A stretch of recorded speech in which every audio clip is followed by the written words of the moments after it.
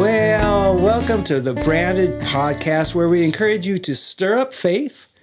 And today we have Justin with us. Is that you, Justin? That is me. Hello, Justin. Who else do we have? We also have Amy Usey. Amy welcome. Usey. Well, welcome, Amy. Now, we've tried this before, so we'll admit right up front, we tried to record you before, and somebody didn't do it the way they're supposed to. Conveniently, there was no audio for that wonderful podcast. I'm not sure how that happened. And I'm hoping we have more views with the audio than without. But we'll find out. Find out. Okay, Amy, tell us about yourself. Where are you from? I am from California. What part of California? San Diego, to be exact. Oh, I think I remember that because I lived in San Diego before too. But I didn't know you there. Anyway, go ahead. So San Diego, that's where you grew up? Is that where most of your family is? Yep. My husband and I were both born and raised in San Diego. We like to call ourselves California refugees. That's why we moved to East Tennessee. Yeah. Okay. We get a few of those. And by a few, I mean a lot. So yeah. We're glad you're here. We tell everybody, don't California our Tennessee. That's all. Well, that's why I describe us as refugees. I know. And everybody that I've met has come here for the right reasons. So yep. Awesome. I thought it meant she brought a raft with her. I don't know. Okay. Yes. What we want to find out is a little bit about your journey to the cross. I know that's kind of the typical line we have, but tell us your earliest memory of when you decided you wanted to pursue a relationship with Jesus. There, that's a mouthful. Go ahead. I remember it vividly, actually. I am a pastor's daughter, so my dad's a pastor. Oh, wow. To this day, he pastors a church in Vista, California. I think, let's hear, I'm 46 years old, so that means he's been in ministry, like as a main pastor for 46 years.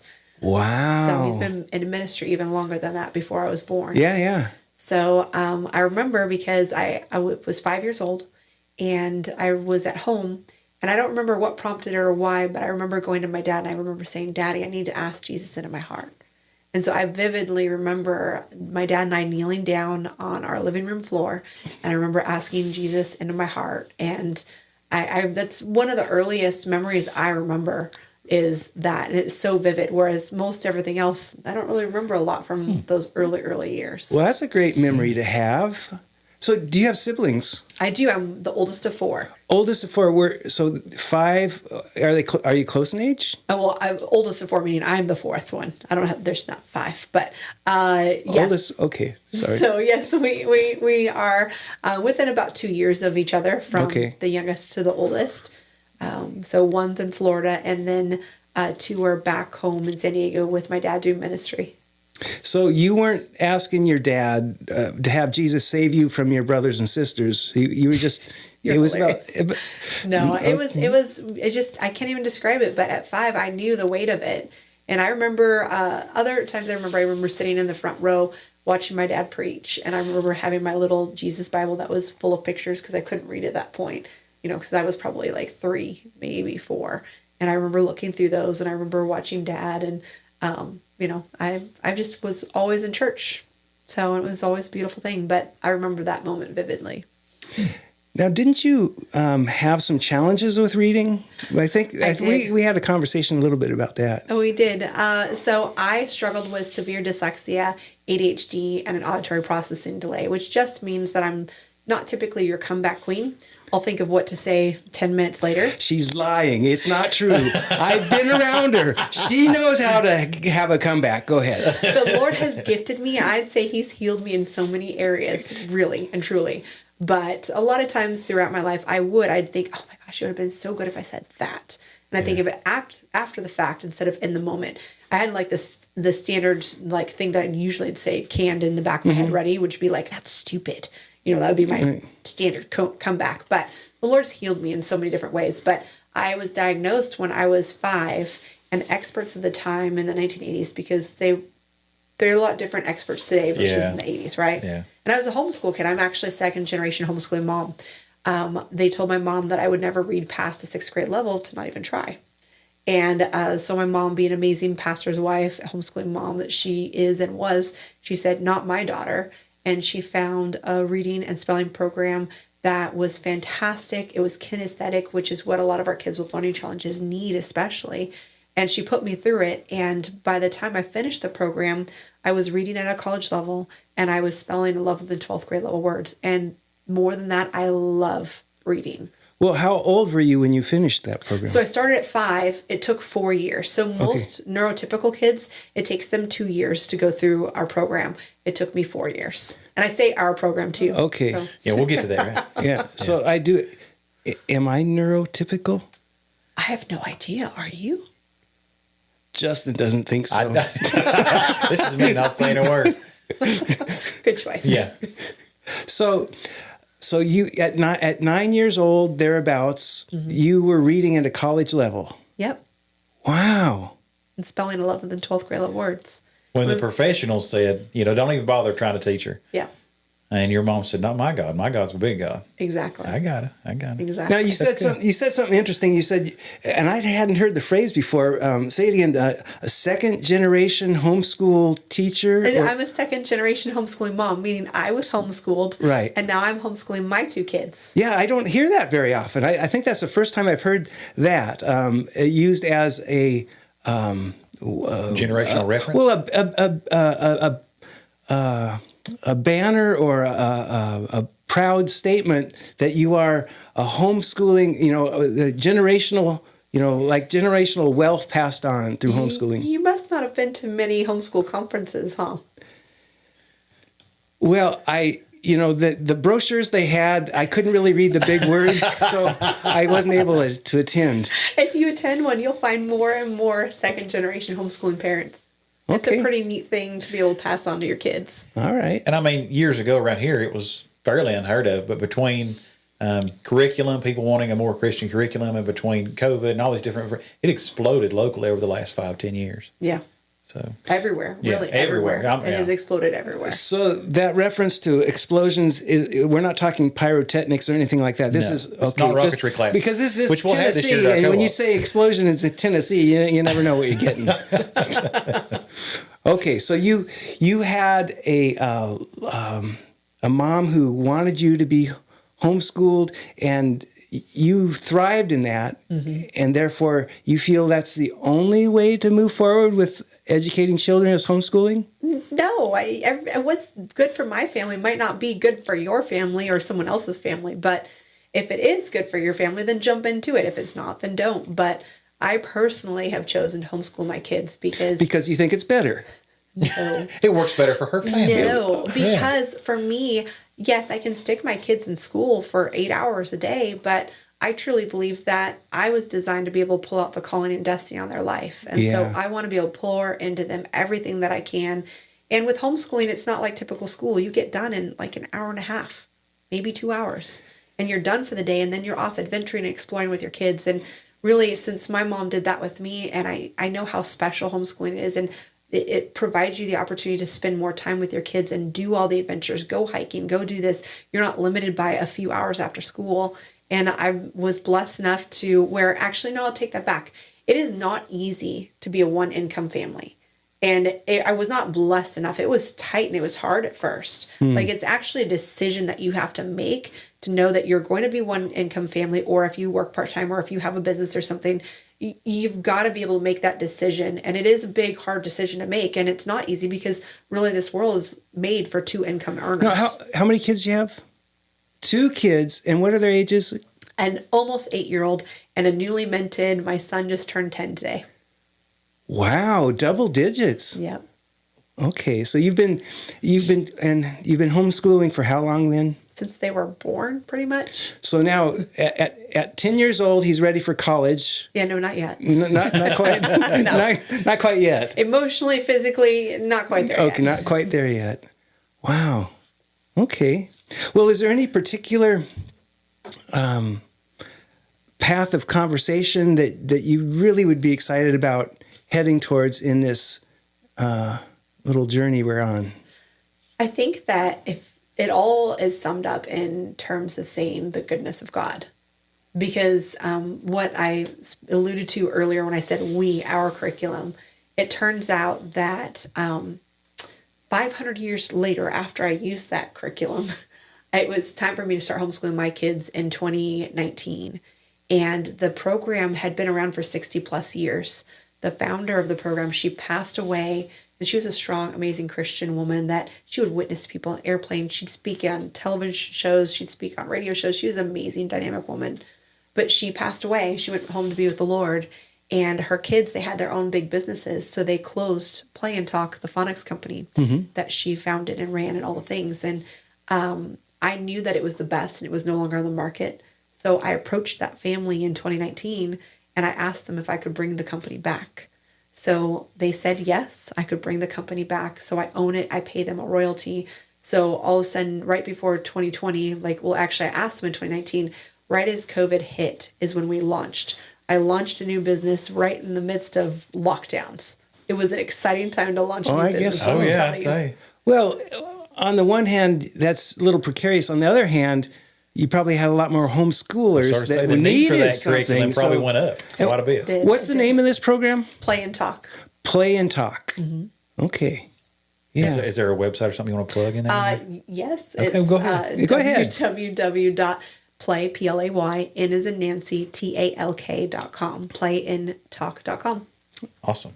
Okay. So yes. Okay. Tell us I about learned the to read and benefits. spell with it, and now I own the company. Okay. How amazing is that? That is, yeah. Like, I actually, in high school, I would go to her house, and there was this little star wand that she used for the magic key. The magic key is silent as can be. You take the little star wand and you point it at a word, can becomes cane, all the things. And I used to sharpen that little wood stick, and I used to put 2 tinfoil stars on either side. So I actually helped her with her business for a bit, and then I helped so them. you knew her personally then? Well, that's the craziest part of the God story I completely forgot about. But she found out, or my mom found out that she lived in our town. It was a mirror. We had no idea. She could have been anywhere in the world. She lived in our town. And then she found out that my dad was a pastor, and she ended up going to our church. And then my mom actually introduced her son to his wife. That is, his wife. And so our family's Small intertwined. world, yeah. And it was nothing short of a God story because... You're kind of at a loss for words. Yeah, when did that ever happen? Which is funny with the business, but anyway, go ahead. So it's just a God story because never in my wildest dreams would I imagine after receiving this quote unquote diagnosis, what I can and can't do. And then I excel beyond all reason and I am successful in all the things. Did I imagine that eventually when I'm, 40 something and have 2 kids, that I'm homeschooling them and I also get to take this company and bring it back to life? It's nothing short of a God story. That's fun. So I get curious, on this side of the healing, do you think maybe your doctors got it wrong about you, or did they have it right? Were you actually had it right? They had it right. Had it. So and it's a struggle, and so I'm very careful. I don't ever say that I have this. I always, and my mom taught me this, she'd always speak life over me instead of diagnoses. Because if you speak diagnoses, then you live underneath that diagnosis. You identify with it. Well, not just do you identify it, but it becomes the ceiling over you. But I choose to believe that God's word is my ceiling, which isn't a ceiling. And if you believe in God's word, then he says you can do all things through him, right? Right. So that's how I've lived my life. So it doesn't matter what I've struggled with. And that's what I put it as. I don't call it a disability. I don't call it a thing, a diagnosis. I just say, I struggle with dyslexia, ADHD, auditory processing. Ask my husband, I still struggle with aspects of those things. Well, just give us a sense what that looks like. When you say you struggle, give us some examples. I forgot to write down on my calendar that I was speaking at an online conference and had 2 conference sessions in CST time zone versus Eastern time zone. And then I also kind of at the same time didn't realize it was at the same time that I scheduled this interview. And then also it's my son's birthday. So sometimes the ADHD part of things means that you get things a little, if you're not super organized in keeping track of what you're doing, you can kind of lose track of time and space and all the things, if that makes sense. So you prioritized us over your own son's birthday? That's incredible. That really hurts bad. Tristan is so flattered. Tristan, I've already promised my son a do-over day. Oh, good. Because of all the things that have had to happen today. And so tomorrow we're going to Dollywood and doing all the things. Wow. So, but yeah, no, it already has been a dagger in the heart today. So thank you. You're very welcome. Expounding on that, Tristan. It's so very kind of you Justin to talked to bring me up my about it. humanness and the part of me that, Jesus has to take the wheel of. Justin, if you got any questions, that'd be great. Okay, sure. So you had told me a little bit about how this business kind of came into something in your faith lately, and you kind of came on some realizations. And so talk a little about that. I'll let you explain. All right. It starts earlier than even the business. All right, so I'm a PK, pastor's kid. Mm-hmm. I was always a tipper, not a tither, if that makes sense. I've never heard it put that way, categorized like that. But that makes sense. I get what you're saying. I was a tipper, not a tither. I didn't have a tithing revelation. I got that tithing revelation when I was out on my own after college into my career. And it came down to I had enough money to tithe or I had enough money to pay rent. And I was like, oh, Lord, what do I do? I can't do both. What am I supposed to do? And I had some things going on at the same time. And my company, they owed me a big reimbursement for a trip that I'd just taken for them.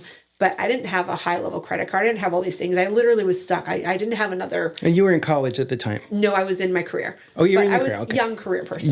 Career. You're barely making it paycheck to paycheck, right? Yes. Top ramen and all the things. And so it came down to this point. I'm like, I don't have enough. And I had talked to my boss just the week before, and he's like, oh, by the way, you're going to get a raise. It's going to be this much, blah, blah, blah, all the things. And so that weekend came around, and I really felt God impress upon me. And what he said to me, he's like, test me. And immediately I knew what he was talking about. I knew that he was talking about the Malachi 9, 10, 11 verse. See if I won't, throw open the windows of heaven and test me in this. Yeah. And I knew that was my moment. I was like, but do I really? I won't have enough money to pay my landlord. Or are they going to kick me out? What's going to happen? All the things.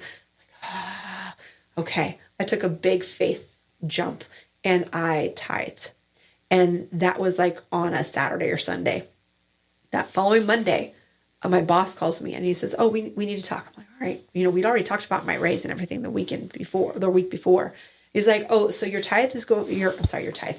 raise is going through and it's going through for 7%, blah, blah, blah, blah.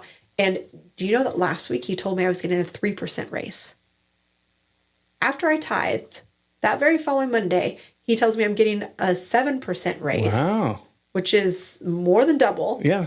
And also he's like, oh, and by the way, here's your reimbursement check, which is more than enough to cover for my rent. And so that was my first faith trust. And then I started tithing regularly. I stopped being a tipper and I became a tither. And the Lord actually brought that home even more recently with my business. My business has been going great. It's been just God. I've been growing by 25 to 35% every year for the last few years. And I was at a conference and I realized I hadn't tithed for a while. I always tithe for my business. I don't not tithe. But I realized I'm like, oh, it's been a few months. I kind of tithe quarterly with my business. Okay. I'm like, oh, I need to do that. And I had a few other things that I had to do too. And I was like, okay, I'm at this conference at night in the hotel room. So I'm doing, and then I calculated up and I was like, this number hurts a little bit. I'm like, this hurts. Oh, do I do this all at once? Oh, it hurts. And then I felt him again. He said, test me. Like, all right, Lord, I've been here with you before. I'm going to do this. Let's go. Big number and all. Press the submit button. Did that. That conference that I was at, it was not a giant conference. It was a smallish conference.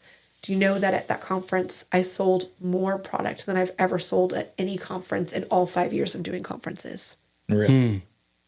After he said, test me.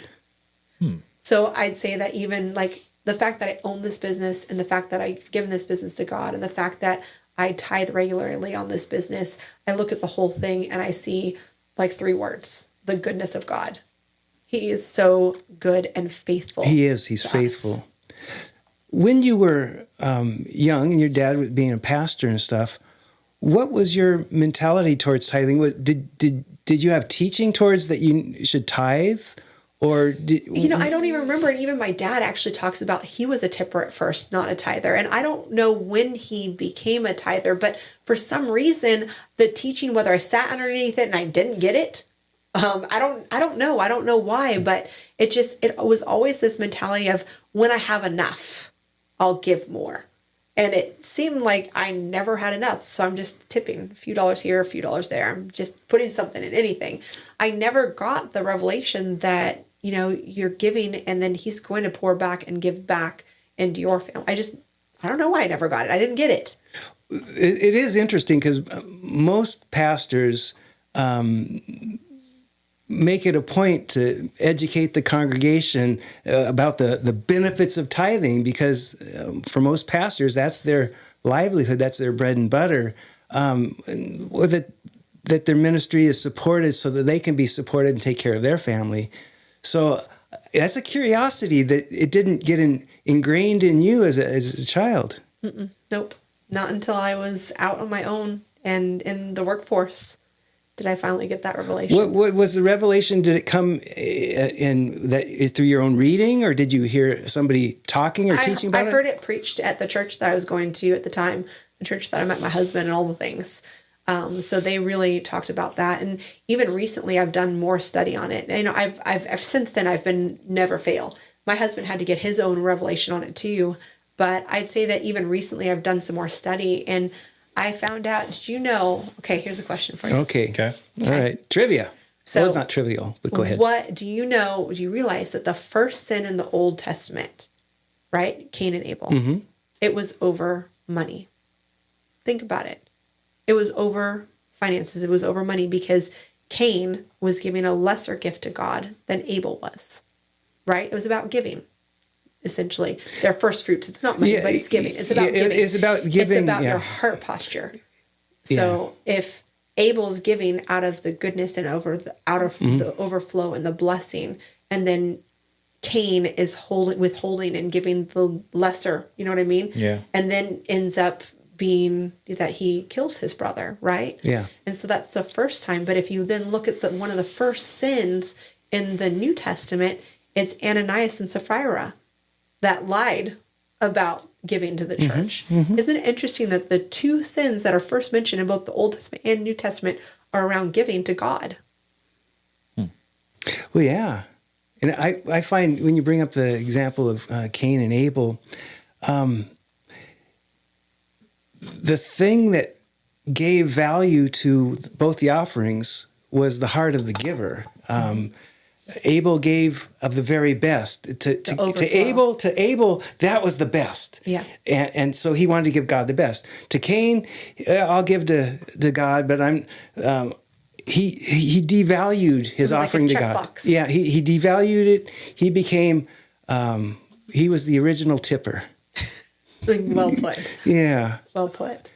And even with the example you bring up of Ananias and Sapphira, that was a case where they're bringing to the church, but for their motivation was to be seen by the church, to be applauded for their generosity. Yeah. And they were reminded, wasn't all of this yours to keep? You didn't have to do this. It was something that God wanted to be freely given, and they chose not to. And because of that, they've dishonored. They devalued their own offering, and they devalued the offering to God. Yeah. And they were a prime example of a road not to go down. Well, then if you look at Abraham with Melchizedek, right? So he paid him a tithe. And if you look deep into a lot of commentators, they think that Melchizedek, because in the Bible, it says that he was without mother, he was without father, he was without lineage. He was always. Who in the Bible ever doesn't have a mother and father? Even Jesus has a mother, right? Here on earth. So who in the Bible ever doesn't have a mother, doesn't have a father, and has no lineage? So a lot of commentators, and I really believe too, that Melchizedek was the example of Jesus. And the tithe that Abraham was giving out of faith, it wasn't out of requirement, but it was out of faith. And that's really ultimately the reason why I tithe, is it's not based out of the law, it's not based out of responsibility, but it's based out of a heart posture, because Abraham gave us the example of giving a tenth, giving a tithe. And so I do that now. And every single time I have, God is far and above. And it's been hard sometimes. It's not easy to, it's a heart posture. Like you said, it's much easier to tip than it is to put your whole heart into something and be like, okay, God, I trust you with, you've given me everything in the first place. I trust you with my money more than me with my money. Yeah. And let him do with it what he needs to do. Yeah. And it's not like he needs it. He doesn't need my money. He needs my heart. Yeah. And that's what it's Right. all about. Well, even in the example of Melchizedek, it says he was without lineage, and a lot believe that that's a Christophany, where it's appearance of Christ in the Older Testament. Yeah. And that very well could be the case. We can't know for sure. Nobody knows. But what's interesting to me in that passage too is that something caused Abraham to decide that he needed to give a tenth of what is to this Melchizedek. Yeah. Maybe he recognized the familiar. Maybe God had spoken. We don't know Abraham's motivation, but we do know that he was willing to step forward and in faith give this to Melchizedek. Some consider him the king of Salem, which was a place at the time, but we don't really know. But that whole attitude of just letting go and blessing someone, and if it's a picture of the Lord, then it's to be a blessing, even though God doesn't need our stuff. Yeah. It's true. Yeah.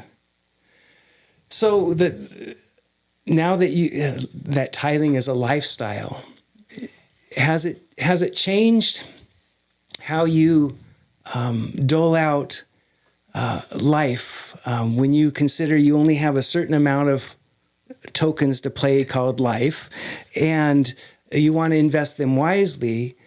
I would, if it's anything like me, I would go, Lord, there's lots of things I could do. There's lots of activities. I could lean this way. There's so many needs. Lord, there's too many needs. And sometimes I just have to sit down and go, Lord, what is it?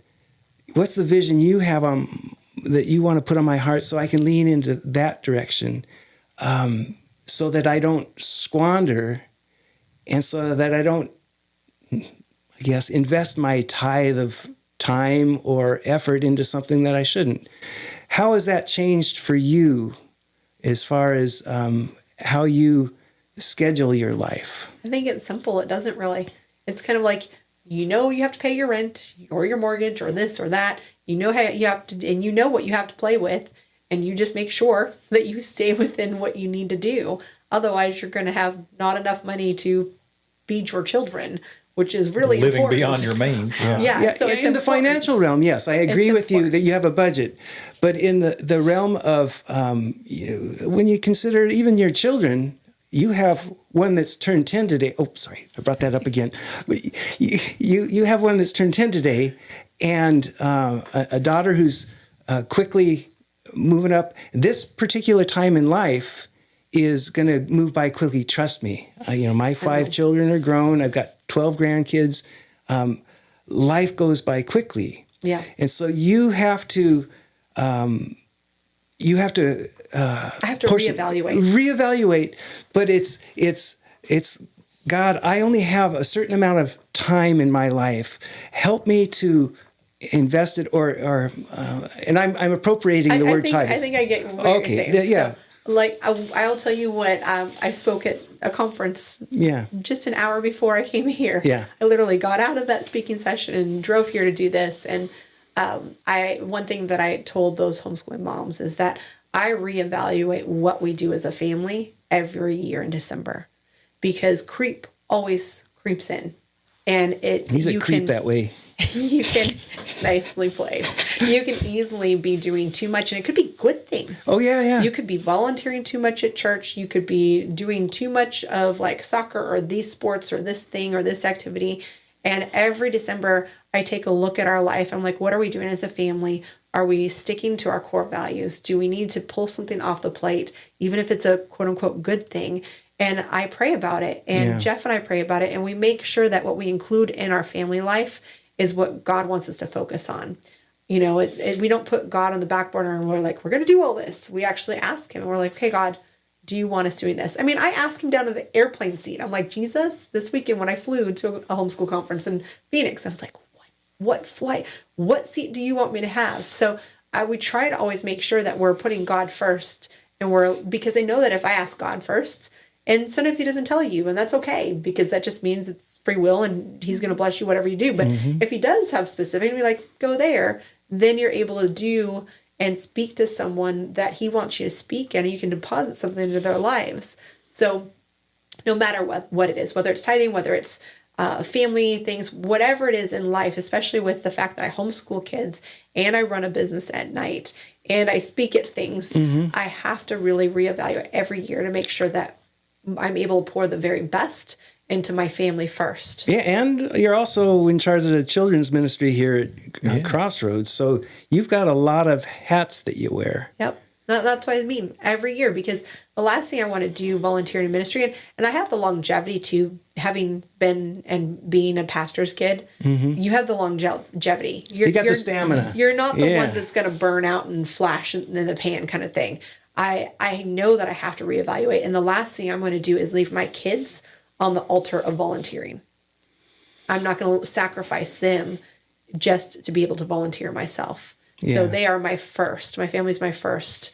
And so that's a good segue. You partially answered the question I'm going to ask probably. So you've talked about that you reevaluate that work-life faith balance yearly, annually. Yeah. Is there anything else you do differently than your parents did as a pastor? Because you didn't get the tip or tithe thing. For your children, what are you doing differently so maybe they get it earlier than you did? Are you doing anything different? I do teach about tithe in our family, and I do teach about giving. But also, I'd say that the biggest thing that I work on is our words. Because what I've learned in my adult life, which didn't quite catch on as a child and a teen and even a young adult until later on as a 20-something, probably actually early 30s for a young adult, is that, as Pastor says, our words actually matter.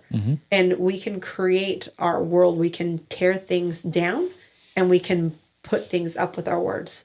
So with my kids, I keep it very simple. And when they're saying words that are not nice or are not kind, I ask them, I'm like, if those words were to fall to the ground and they were to be seeds, would they grow an ugly, stinky, dirty, ugly looking plant? Or would they grow something beautiful? I try to teach my kids that our words are seeds and they count. And just as the Bible says, there's life and death in our tongue. And we really have to watch our words. Yeah. And I think that people don't realize how much our words matter. And it's not just our words, but it's like we were talking about earlier, it's our heart posture. When, like my son one Sunday morning, he was saying, oh, we'll probably do this today. And I was like, what? I'm like, are we glass half empty people? Or are we glass half full people? And so I constantly, not only do I teach them about their words, but I teach them that we look at things with a half full mentality, because that's how God looks at us. To have the right perspective on things. And even that, he doesn't even half full. He has full. He sees us in our completed. He doesn't see us in the mess that we're in now and where we're not. He sees us in our completed. So I try to make sure that I'm always shifting the perspective to, let's look at things positively. Let's not look at things with a negative. And it's easy to look at things negatively. We're like born being able to look at things negatively. It takes work to actually look at things with a lens that would be closer to, what God would use, I think. Yeah. I agree. You've been married how long? 14 years this year. 14 years. Any words of insight or wisdom to those who are just getting married and they're going to be starting their life together, and maybe they don't have their financial ducks in a row, or maybe the hunters have come in and taken out the ducks. We don't know how their ducks are. But do you have any words that would be of encouragement and foundational to help them to lay a good foundation for success financially, but also success in the disciplines of even tithing? I think there's two things that come to mind. Number one, my old pastor's wife used to say, blessed are the flexible. I think that being able to be moldable and bendable and not too stuck in your ways is important. My husband and I got married a little bit later in life. I was 33, he was 43. There's 9 years difference between the two of us. We were both set in our ways. Yes. Yeah. Yes. There was a lot of this, Yeah. especially in the beginning years of marriage. Because when you're set in your ways, like, no, I do dishes this way. No, I do laundry this way. No, you don't do it this way. There's a lot of that. So blessed are the flexible, meaning we have to be flexible and moldable as we grow together into one. And then number 2 would be, you're never going to have enough money, never going to be in the right spot with this or that. I completely thought that if I waited till after I had like gotten a career underway to get married, that I would not have the money troubles that my parents had growing up, because they would have money troubles as, and I learned a lot from that. But, you know, there were times when we didn't have enough groceries as a pastor's family, because you don't do pastoring for the money. It's not a thing, right? So then we would have enough money for groceries, and then a miracle would happen and groceries would show up. Yeah. But I naturally didn't want to have to struggle. And so I thought, oh yeah, I'll get married after my career has been, you know, after I'm making X amount of money and all the things. Yeah. Guess what? We ended up having a job loss and all the things, and that didn't ever happen. I thought I would, like, I'm never going to have to go through this struggle. Oh no, we've been through it so many times in our marriage. Even recently, my husband thought he was supposed to lose his job. And miraculously, God came through at the last moment. And a week before he was supposed to lose his job, his boss came to him and said, we've decided to open up this other job. Will you apply for this? Wow. And he got a raise. I mean, it was just a testimony of God's goodness and the goodness of God. And we see that over and over again. But, you know, you're going to go through struggle. So don't wait until you're at that perfect time. Just jump, because you're never going to have that perfect time. Right. Yeah. And It's life. I remind my wife on occasion that Oh, no. in marriage, it's important to be consistent. This is true. Yeah. And when it comes to finances, I was unemployed when she married me. I want to stay consistent. Oh, no. So she knew what she was getting into. That's what you're saying. Don't listen to Tristan in terms of this advice. Okay. I would not follow that. Stay consistent with God. Because Yes. if you're consistent with God, then you'll know that you need to earn income and do all the things and do things according to God's plan. Stay consistent with God and be flexible. I like it. All right. So read your Bible and do some stretching. That's good.